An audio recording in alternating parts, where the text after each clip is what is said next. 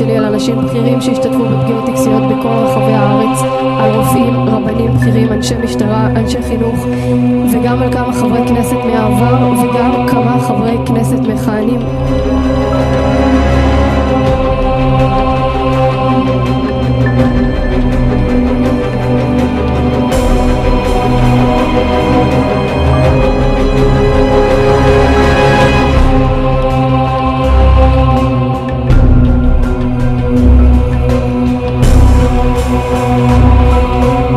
חטפו אותם לגנים, העבירו אותם לידי אבא וסבא ועוד כמה פוגעים שכבר 2.5 מתעללים בהם מינית, ו2.5 משקרים אותם שאני לא בחיים. 2.5 שלא היה הליך, שום ועדה לא היה לפני זה, מתאמרה לא לפני שחטפו אותם, לא אחרי זה.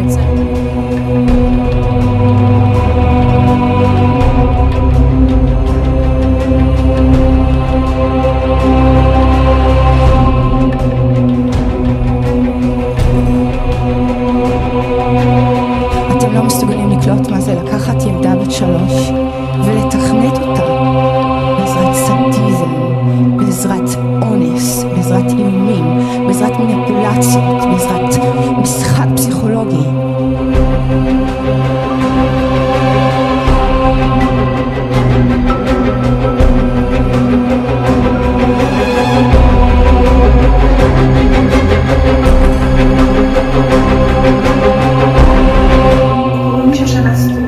אני עברתי פגיעה מינית בילדות על ידי שני ההורים שלי. הפגיעה מינית צנועה. זה אומר שזה בעצם שימש לפורנוגרפיה בתל אביב. רואה את זה שאולי כן עדיף לשתוק, כי המחירים שאני והילדים שלי משלמים הם מחירים שאין מילים בכלל שיכולות לתאר את מה שאני והילדים שלי עוברים פה מרשויות במדינת ישראל שיודעות היטב.